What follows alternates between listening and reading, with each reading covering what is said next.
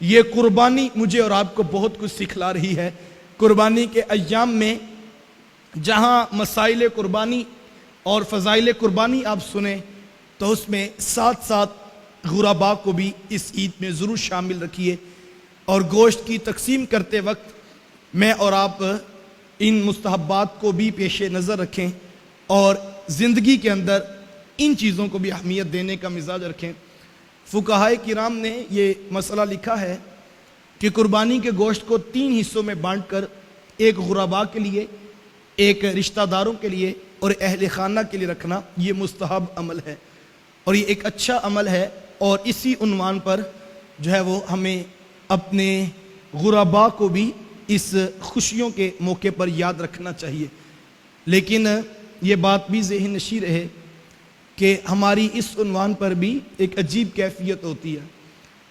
ایک شخص سے میں نے خود اپنے کانوں سے سنا کہ وہ یہ بات ثابت کر رہے تھے اگر سارا گوشت بھی گھر رکھ لیا جائے تو یہ رکھنا بھی جائز ہے۔ تو یقیناً جائز اور ناجائز تو وہی ہے جو اللہ اور اس کے رسول نے جائز اور ناجائز قرار دیا۔ تو میں یقیناً اس بات کی نفی نہیں کرتا اور میں بھی اس بات کی تائید کرتا ہوں، لیکن میں صرف اتنی بات کہتا ہوں کہ جناب جائز ہونا اپنی جگہ پر بجا ہے، لیکن میرا ایک سادہ سا سوال ہے کہ جس معاشرے کے اندر لوگ کوڑے کے ڈھیر سے روٹی کے ٹکڑے تلاش کر کے اپنے پیٹ کی بھوک مٹانے پر مجبور ہوں، کیا وہاں پر بھی سارا گوشت فریز کر لینا جائز ہوگا؟ پھر ہمیں اپنے غریبوں کے دکھوں میں شامل ہونے کا جو ہے وہ احساس کب ہوگا؟ تو میں آپ کو دعوت دیتا ہوں کہ ایک تو وہ طبقہ ہے جو توڑا اٹھا کر آپ کے دروازے پر آ کر دستک دے گا اور آپ سے گوشت کا سوال کرے گا۔ میں نہیں کہتا کہ آپ ان کو نہ دیں، آپ ان کو بھی ضرور دیں اور اچھے انداز میں دیں۔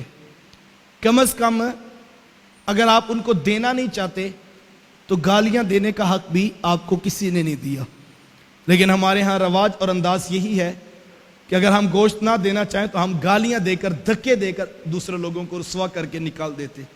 تو کم از کم یہ مزاج نہیں ہونا چاہیے۔ یہ اتنا آسان نہیں ہوتا۔ اگر کسی کو 2 وقت کی روٹی عزت کے ساتھ اپنے گھر میں مل جائے تو کسی کا حوصلہ نہیں پڑتا کہ کسی کے دروازے پر جا کر یوں بھیک کے لیے ہاتھ پھیلا دے۔ یہ بڑا مشکل ہوتا ہے، لیکن اگر آپ کر سکیں تو اس شخص کو بھی دیں۔ بلکہ جب کوئی رب کے نام پر گوشت مانگنے کے لیے آ جائے تو آپ ایک ٹیبل اور ایک کرسی اپنے کمرے میں سے نکال کر جو ہے وہ صحن میں رکھ لیں، اور جو شخص آئے اس کو اس کے اوپر بٹھائیں اور سادہ پانی کا گلاس اسے پیش کر دیں، اور پھر اندر سے اس کا حصہ لا کر دونوں ہاتھوں سے اسے پیش کیجئے، اور ساتھ میں اسے کہیے کہ دعا کرنا کہ اللہ ہماری قربانی کو بھی قبول کر لے۔ تو یہ خوبصورت طریقہ ہے۔ اور اگر آپ نہیں بھی دینا چاہتے تو کم از کم گالیاں نہ دیجئے، محبت کے پیرائے میں احسن طریقے سے آپ اس کو واپس پلٹا دیں۔